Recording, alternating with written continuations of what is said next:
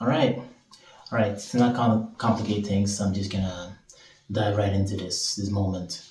This thing is like when I was talking before with my girlfriend, we were talking about focus, about how when you focus on one point, just one specific point, and that thing can be a word, can be an abstract thing, can be a concrete thing. Just use something to focus your mind on. Anything really. That will be what you use to associate outwards. So you might have thought, yeah, you might have some thoughts, and you might have some trouble trying to find the right words. But if you focus on one thing, just keep on focusing on it, just holding it in your attention. The more you do that, you might even repeat yourself at first, but the more you do that, the more easy it becomes to continue saying something that you want to say, something more deep, something more aligned with who you are as a person. So just hold that attention and do that. And I wanted to mention that because I wanted to start by saying something that have been on my mind this day, and that's been it. It has been focus. It's actually something that I've been thinking about for a long time. Not exactly that. The way to express to someone else how you can find a way to make the words come out naturally, just as you want them to come out, with no real interruption, unless you want there to be a sense of quiet between your words, a pause. When you're saying things, you might want there to be a meaningful pause before you say something else. But other than that, that you don't lose yourself in the words, that you can just express whatever you want to express. And we found it. We found it today. When we're just sitting and talking, we found that if you focus your attention on something, maybe it could be this cup, right? And at first, I'm just holding the cup and I don't really have anything to say about the cup, but the more I focus on it and try to say things, I just use it as like a prop, just a thing that helps me segue into another thought or go deeper into something, but usually to segue into another thought. I use that as a prop. It's like a crutch, but it doesn't have to be something that you can see. It can be a thought, like maybe love. Just focusing on love and then talking about that. So when you're in a conversation with someone else, you can just find a word, any word, that means something to you, even if it doesn't have a deep or profound meaning, right? Something that means something to you. Just find that and leverage that. Use it as your tool to continue expressing whatever you want to express. So that when you talk, it will flow naturally. That's what I wanted to say about that. So, thinking about nothing really, just being here in this moment, and expressing whatever comes out naturally is another technique you can use. It's usually only helpful when you meditate for a bit, so that your thoughts are quieted down. Because when they've done that, there's just a lot of space for you to express yourself. You're not focused on whatever you were thinking about or whatever you're going to say. It's a different way of doing it.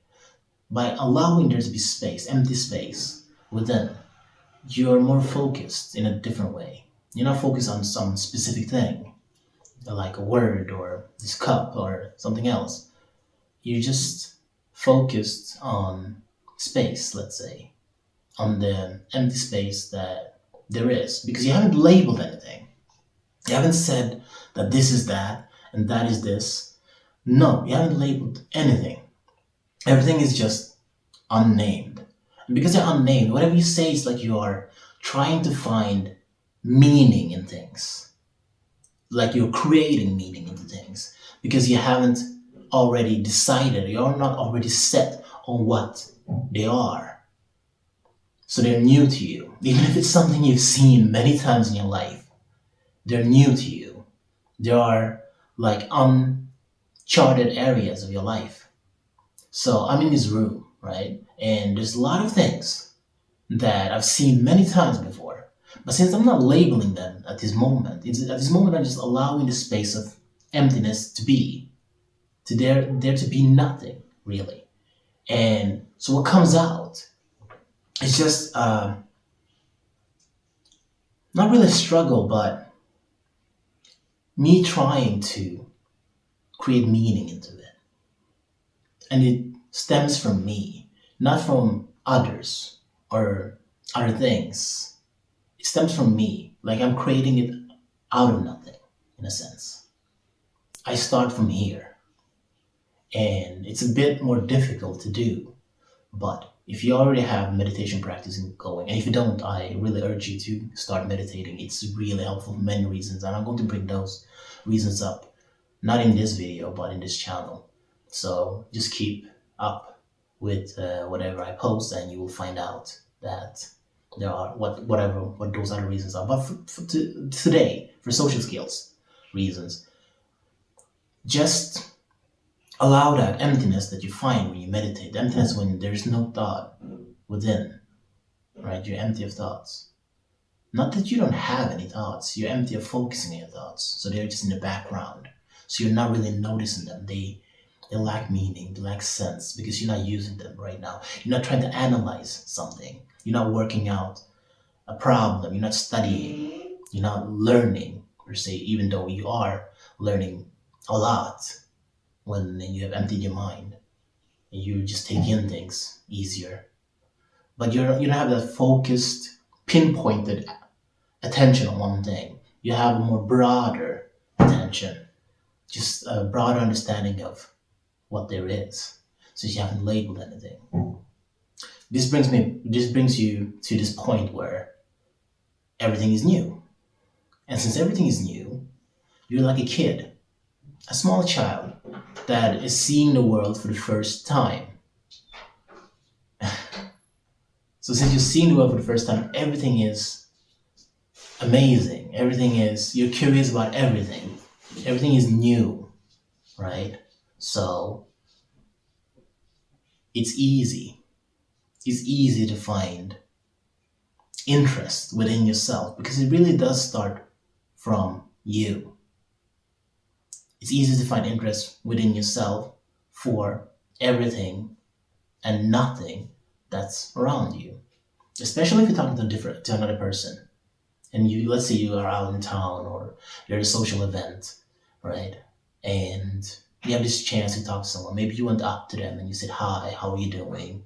How's your day? And are you enjoying the evening if it's the evening or whatever it is?" You just started talking with them. Now that you haven't labeled anything around you, not even them, right? You haven't labeled anything. It's just a person that you're meeting. It's nothing else. Your curiosity about them will increase. And since you're so curious about them, you want to express that curiosity. You want to express that interest. And that interest will be seen. They will notice that you're interested. Because you are. You truly are. Because you're completely new to you. You're not coming there. You're not going there with preconceived notions of who they are because they look like someone you've seen before, or you imagine that they behave like someone you've seen before just from a quick glance that you have that you give them. So in that sense, you're free. You're free to express your interest without any thoughts to interrupt. You're just there, enjoying the moment with them, being here with them, sharing awareness with them. And that is really rare, sadly. I feel like more people should learn this skill, that more people should meditate and see how it improves their social life as well. Your friends, your family, you will have a deeper understanding for them.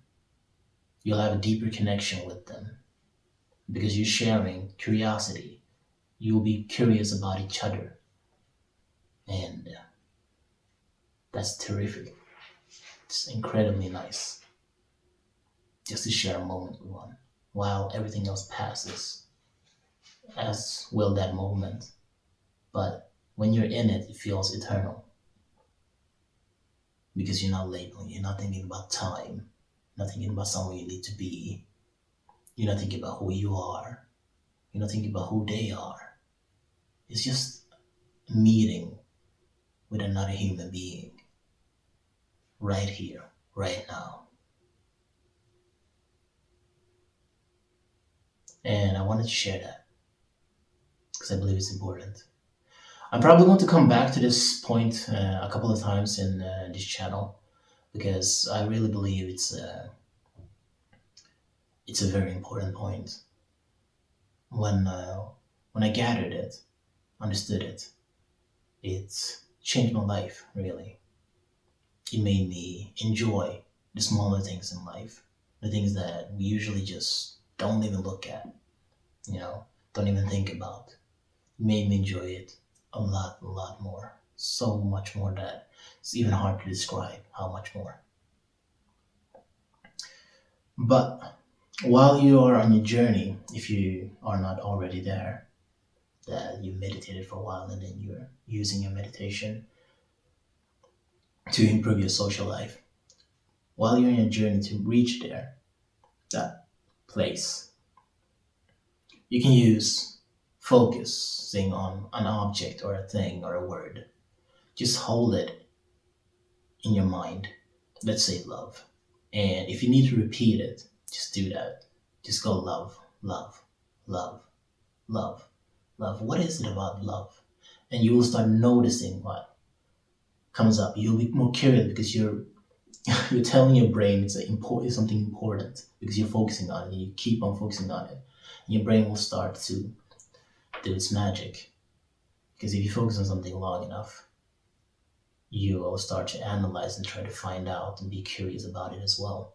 So that's a trick you can use while you're waiting for your meditation hours to kick in because it takes a long time. I've been meditating for years and it's been helpful since ever since the first month after I started meditating. It's been helpful in different ways. But in social skills, I guess it was just about a year or maybe less than a year after. I didn't really see the connection. That's why I want to help you see the connection here. You can see the connection with meditation and social skills by just watching this video and trying it out for yourself. So I urge you to do that. It will be very, very nice. And if it's not, write it down in the comments and tell me why it didn't work for you. Because if it doesn't, I'm really, really interested in why. Thanks for watching.